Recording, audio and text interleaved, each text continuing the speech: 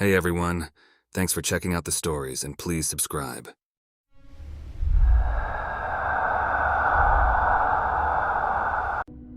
The house was located on a street called Rock-A-Dundee Road in Hampton, Massachusetts. The surrounding area is enveloped in dense New England forests, and Rock-A-Dundee Road was no exception. It's a stretch of unpaved road through dark woods that eventually leads into Stafford, Connecticut. There were several homes on this road, and one of them was for sale. The family asked my real estate agency to help sell it, and I drew the short end of the straw on this one. When I arrived at the house, my first thought was, why would anyone want to live out here in the boonies? Anyway, I had a job to do, so I parked my car, its tires caked in mud from the journey. I knocked on the front door, half expecting it to creak open on its own. Instead, a wiry-looking man with a balding scalp and thick glasses welcomed me inside. He showed me around the house. Even though it was built in the 1800s, its interior was beautiful. Lovely hardwood floors and crisp, clean walls. The house came with 4 bedrooms and 2 bathrooms, and with the family asking so little for it, it was basically a steal. The homeowner took his leave, but before he did, he turned to me and asked, "Do you believe in ghosts?" I choked back a laugh. "In my line of work? Can't afford to." He shrugged, climbed into his truck and drove off, leaving a cloud of dust in his wake. That was the last I ever saw of him. I glanced at my watch. The open house I was hosting today was supposed to start at noon. I had 2 hours to myself in the middle of nowhere. I grabbed my Kindle from the car and headed back inside. Now I'm the type of person who needs silence when reading. Otherwise, I'd read through paragraphs upon paragraphs without absorbing anything. It was during my reading time when I first noticed it, the complete silence of the place. It wasn't just any silence, it was like there was an actual absence of sound. I was accustomed to hearing cars outside and neighbors walking their barking dogs, but here, I heard nothing, not even the sounds of birds singing in nature. I could only hear my heart faintly beating in my chest. I also noticed that it was quite chilly in here. The spacious rooms and lack of furniture must have created some sort of draft in the house. My teeth chattered, and I zipped up my coat to my chin and continued to read. When I felt like I couldn't bear it any longer, I stood up and went to find the thermostat. The thermostat was located near the door of the basement. I cranked it up to 75 when I heard a sudden whooshing noise coming from downstairs. My heart skipped a beat. It sounded like there was a faucet running in the basement. I swung open the door, and the uninviting darkness of the basement greeted me. I fumbled for the light switch and descended down the rickety wooden stairs. As I expected, the basement was unfinished and creepy looking. The single light bulb did a poor job at illumination, and the corners of the room were swallowed by darkness. Furniture left behind by the previous family had been covered with grimy white sheets. I found the source of the noise, a sink near the washing machine and dryer. Not wanting to spend too much time down here, I hurried over and spun the valve shut. As I hustled up the stairs, I got that weird feeling you get as a child, that there was a monster lurking at the bottom of the steps, waiting for me to turn around. I slammed the door shut, fighting the urge to glance over my shoulder. I rested my back against the door to the basement and took several deep breaths. The hairs all over my body pricked as I chased away the grips of old childhood fears. I was an adult now. I could rationalize. I had just started to calm down when I heard the front door swing open, followed by the sound of footsteps on the hardwood floor. Clack, clack, clack. They were heading in my direction. Thinking it was the homeowner, it was still too early for clients. I stepped around the corner to meet him. I was surprised to see nobody standing there. The door, however, was wide open and was currently letting a few leaves blow in from the outside. I called out timidly, "Hello?" When there was no answer, I closed the door and decided to do a sweep of the house in case someone had decided to come in. I nervously poked my head in every room. They were all empty. I sat back down with my Kindle and thought about what the homeowner had asked me. "Do you believe in ghosts?" echoed in my head. I shuddered. The next hour was as quiet as the previous one had been. I started to think that I had merely hallucinated the sounds of the footsteps. My rational mind told me that the door had opened on its own. Since I was still shaking off the silly fear of a monster in the basement, my hearing had just created the sensation of footsteps. As for the running water, there was probably some weird wiring between the thermostat and the faucet downstairs, if that made sense. I had another light scare when there was a knock at the door. Thankfully, someone was there, a young couple looking to buy the house. I invited them in and showed them around. They were impressed with the home and its location. They had a baby on the way and wanted to raise it in a quiet environment. Things were going smoothly until the light started to flicker. When the husband looked at me for an explanation, I told him, "With older houses such as this one, you sometimes face problems with the wiring. The previous families never had an issue with it, but I'm sure an electrician could be called in to take a look at it."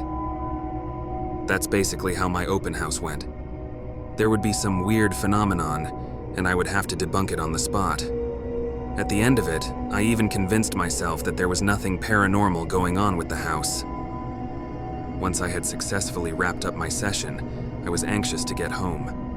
The frigidness of the house had left my bones achy and in need of a hot shower. I gathered my belongings and started heading out when I caught a glimpse of a pair of shoes at the top of the stairs. My eyes slowly shifted to the top of the stairs, where a young boy of about 5 years stood on the second-floor landing. The boy was wearing faded overalls and was sporting a homemade bowl cut. He smirked at me in a playful way, like kids do when they have a secret to tell. "Hello," I called to him in a soft voice. "Did your parents leave you behind, little boy?" He didn't answer me, but I kept asking him questions as I slowly climbed the stairs toward him. "What is your name? Where's your mom and dad?" When I got to about halfway up the stairs, the boy let out a high-pitched giggle and scampered down the hallway. Not thinking much of it, I followed him. When I climbed the final step, I found him waiting outside one of the bedrooms. He drew a finger to his lips in a shushing motion, then ran into the room. I let out a sigh of frustration and chased him into the room. I had only been a few strides behind him, but it was like he had vanished into thin air. I searched the empty space. I poked my head in the closet. I even banged my hand around the walls, looking for a trapdoor this kid could have been hiding in. I didn't find the young boy, but I did find something. Out in the hallway, a folded piece of paper had been left behind. When I picked it up and inspected it, there was a note on it, written in the scrawling penmanship of a young child. "Stay away from Sarah." I was baffled and a little creeped out. Hearing stuff was one thing, but actually, seeing another person and finding notes was an entirely different game. I left the house in a hurry and peeled away down the dirt road, away from the young boy and Sarah, whoever she was. When I got home that night, I took a long, hot shower, trying to forget the day's events. The image of the creepy boy burned in my retina, and the sound of his laughter echoed in my ears. I was afraid of closing my eyes for too long in fear of coming face to face with the boy or something much worse. My fear bubbled inside me like a fever. I took out my laptop and began researching Rock-A-Dundee Road. I had several hits of urban legends surrounding that place, so I started reading through the accounts, trying to separate the facts from fiction. Turns out Rock-A-Dundee Road is believed to be a very haunted place. Some witnesses have seen strange lights in the woods and noose hanging from the trees. They also reported phantom cars that had tried to run them off the road. There's a lake nearby where a girl drowned. Witnesses claim to have seen this girl sitting on the rocks on the opposite side of the lake in light of the full moon. There is also a cemetery on Rock-A-Dundee, where various people reported a feeling of uneasiness. The more I sifted through the stories, the more afraid I became. I came across 2 stories that supported what I saw. One was about a young boy who was killed on the road by a drunk driver. The other was about a woman who lived near the cemetery. Rumor has it that late-night motorists would experience car troubles in front of the cemetery. While they were busy trying to start their car, this woman would come out of the woods wielding a hatchet. Her name was Sarah.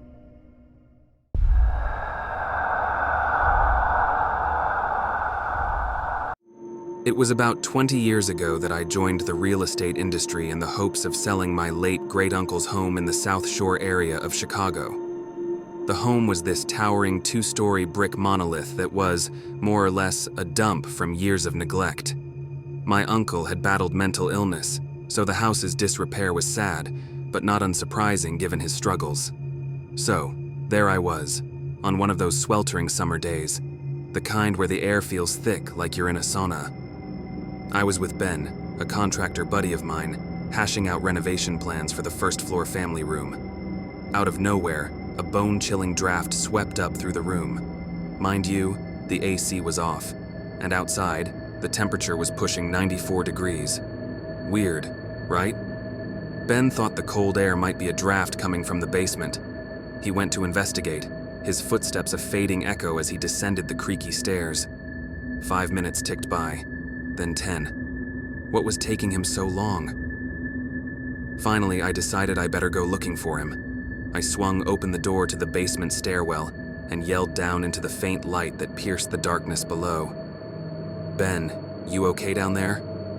The response was a guttural, unfamiliar voice that rasped, "Help me!" My heart slammed against my ribcage. I flipped the light switch for the stairs, which of course didn't work. I bolted into the family room and grabbed a flashlight from the toolbox and cautiously started a shaky descent down the stairs, all the while continuing to call out to Ben. I thought I heard a groan, but otherwise, no response. When I hit the basement, I felt a shiver course through my body. I scanned the room, half expecting some monster to jump out from the dark corners, but there was nothing like that. A single bare bulb dangled from the ceiling, flickering like a dying star in a pitch-black universe. It cast eerie shadows that danced across the walls and along the stacks of old, rotting newspapers and forgotten family heirlooms. Rusted tools and broken furniture were strewn about, relics of a time long past. In one corner, a decrepit boiler, covered in layers of grime and rust, its dials and gauges long since frozen. Nearby, a wooden workbench lay cluttered with rusty nails, frayed electrical wires, and other remnants of failed repair projects. The whole place felt like a tomb, a hidden chamber where secrets were kept and forgotten, waiting for the right, or wrong, moment to resurface. But there was Ben, sprawled on his side, hands and feet bound, a rag stuffed in his mouth. He appeared unconscious.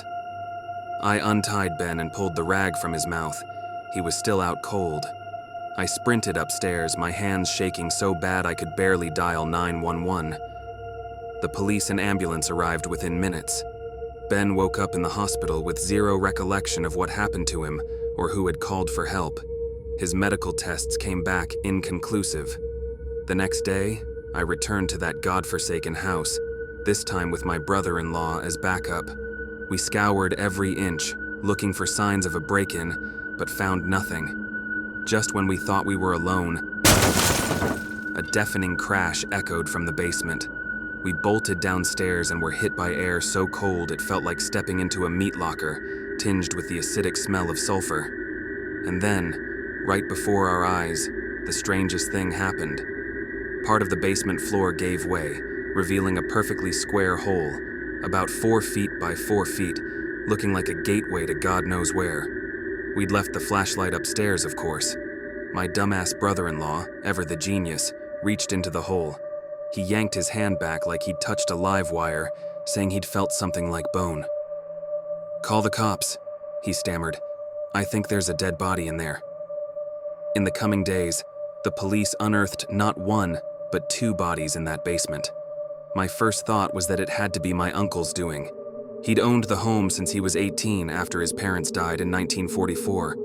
However, the medical examiners determined the bodies would have been killed by excruciating torture to the genitals region and blunt force trauma to the head, around the same year his parents had died. But during that time, my uncle was overseas fighting in World War II and didn't return to the States until 1947. To this day, nearly 2 decades later, we never did learn why parts of that house were so frigid, who had screamed for help, or if my uncle had been the murderer. It left my entire family mystified, raising questions that have never been answered. As for the house, We had no choice but to tear it down, its foundation as rotten as its history.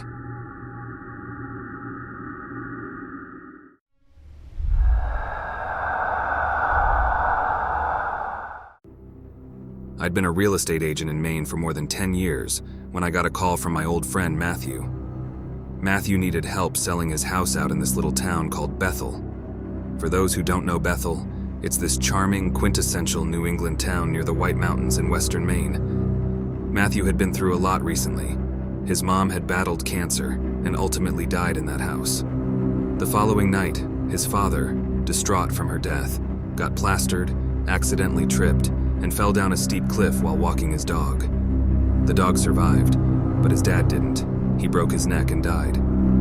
A few months later, I was doing a preliminary check on the house's condition. Everything seemed normal until, out of nowhere, a knife literally leaped out of the kitchen silverware drawer, heading right for my foot. I jumped back and narrowly avoided a trip to the ER. I brushed it off as a freak accident and finished my inspection. Later that day, a fierce snowstorm swept through Bethel, essentially closing down the main road out of town. I called my buddy Matthew, and he reluctantly allowed me to stay in the house. There was one condition, though. Sleep wherever you want, but don't even think about crashing in my parents' room. The house tends to make some weird noises during snowstorms, and it can get pretty darn loud. He said it had something to do with the pipes running under the bedroom's floor. Sure enough, around 3 a.m. I began to hear the noises. But they weren't just regular pipe noises. They sounded more like someone moaning in agony. Voice like something straight out of a horror movie made my skin crawl. I didn't need a second invitation. I bolted out of the house and spent the rest of that freezing night in my car. The next morning, I woke up to find scratch marks all along the side of my car. Inside, the house was trashed, just destroyed, with no signs of a break-in anywhere. I dialed the police and then called Matthew, explaining everything that had happened. With all the weirdness going on and me somehow becoming a person of interest, I decided it was time to hand this listing over to my partner back at the office. But that's when things took an even stranger turn. A week later, Matthew called me in the middle of the night from a rest stop, sounding utterly bonkers. I'm not sure how I got here, he told me over the phone. He rambles on incoherently for a few moments, making no sense. But from what I was able to gather, he had sleepwalked an astonishing 5 miles to reach that rest stop. I drove out to pick him up, thinking he'd lost his mind when he drops this bombshell on me. He says to me, "You remember those strange sounds coming from the water pipes I mentioned? Well, I don't think it's the pipes. Call me crazy, but I think this house is haunted. My grandfather used to rant about it before he died mysteriously from a heart attack, and I'm starting to believe it's the same reason my dad fell down that hillside." I stare at him, speechless, not knowing how to process all this. We arrive back at his house. At this point, I'm debating whether I need to get my friend a shrink or just get him out of there. Finally, I suggested to him, "Hey, let's spend the night at my place."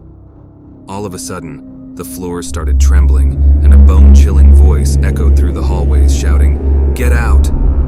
Matthew doesn't react. I mean, he just goes about his business like nothing happened. Well, I freaked out and just ran for my car. I drove home, slept it off, and called Matthew the next day. When I bring up that crazy shit that went on last night, he's like, "What are you talking about? You came over, we played cards, and you left. Nothing unusual happened." He didn't remember sleepwalking. He didn't remember calling me from the rest stop. He didn't remember the floors shaking. He was completely oblivious to everything that happened last night. I tried convincing him over the phone, and later when we met for coffee, but he insisted that everything was normal. After that conversation, I never heard from Matthew again. A year passed, and then I stumbled upon his obituary in the news. He had died from a brain aneurysm at the young age of 35. That day, I decided to take a long break from the real estate industry and went on a sabbatical. I'm not sure whether he went crazy, I went crazy, or that house was demonic, and I'm not sure I'll ever get those answers. Thanks for watching, and please subscribe.